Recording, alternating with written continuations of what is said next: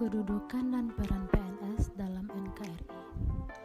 Materinya manajemen ASN. Sebagai ASN, apalagi kita sebagai calon ASN, kita mempunyai peranan sangat penting di dalam penyelenggaraan pemerintahan, baik sebagai pelaksana kebijakan publik, pelayan masyarakat, maupun dalam menjaga persatuan dan kesatuan bangsa. Tidak hanya itu, kita juga harus memiliki profesionalisme dalam menjalankan tugas dan fungsi serta bersih dari praktik KKN. Tahu kan KKN itu apa? Iya, KKN itu kolusi, korupsi, dan nepotisme. Akan tetapi, untuk melaksanakan hal tersebut, banyak tantangan yang akan kita hadapi, baik dari dalam institusi maupun dari luar institusi. Dalam kenyataannya, birokrasi kita masih menjadi hambatan dalam pembangunan nasional. Hal tersebut ditandai dengan rendahnya kinerja pelayanan birokrasi dan masih tingginya angka korupsi di Indonesia.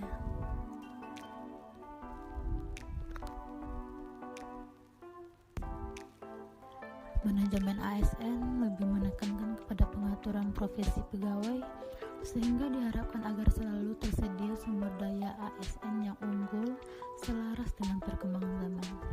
Untuk mewujudkan birokrasi yang profesional, dalam menghadapi tantangan tersebut, pemerintah melalui Undang-Undang Nomor 5 Tahun 2014 tentang aparatur sipil negara yang juga menjadi dasar dalam manajemen ASN, bertujuan untuk membangun ASN yang memiliki integritas, profesional, netral, serta bebas dari intervensi politik dan praktik KKN, serta mampu menyelenggarakan pelayanan publik yang berkualitas bagi masyarakat. Untuk mewujudkan tujuan manajemen ASN tersebut, dapat dimulai dengan pelatihan dasar bagi CPNS. Kenapa CPNS? Karena CPNS merupakan orang-orang yang dianggap siap menjadi pegawai negeri sipil yang akan memimpin negara ini suatu saat nanti. Amin. Selama masa CPNS, pegawai akan diberikan uji kinerja untuk dinilai seberapa kompetennya mereka dengan gelar tersebut. Metode pelaksanaan pelatihan dasar ini, terutama pada tahun 2022 ini, menggunakan metode blended learning dalam 3 tahapan.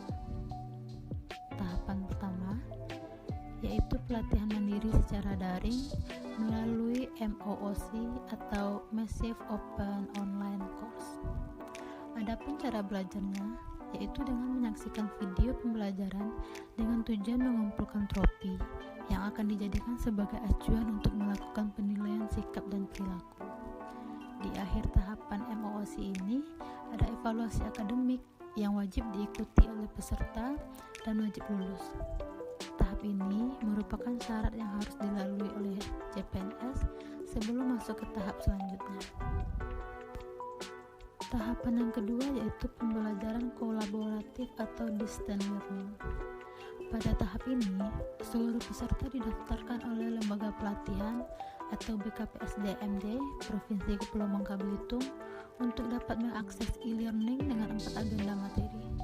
Agenda yang pertama yaitu sikap perilaku bela negara, agenda kedua nilai-nilai dasar PNS, agenda ketiga kedudukan dan peran PNS dalam NKRI, dan agenda keempat habituasi. Tahap yang ketiga yaitu pembelajaran klasikal, yaitu penguatan kompetensi teknis bidang tugas, di mana fokus pada kebutuhan teknis sesuai dengan bidang masing-masing. Kegiatan penguatan kompetensi ini dilaksanakan di instansi masing-masing peserta. Tujuan dari pelatihan dasar ini sendiri adalah untuk mengembangkan kompetensi CPNS yang dilakukan secara terintegrasi. Kompetensi diukur berdasarkan kemampuan menunjukkan sikap perilaku bela negara, mengaktualisasikan nilai-nilai dasar PNS dalam pelaksanaan tugas jabatannya, mengaktualisasikan kedudukan dan peran PNS dalam kerangka NKRI, dan menunjukkan penguasaan kompetensi teknis yang dibutuhkan sesuai bidang tugas.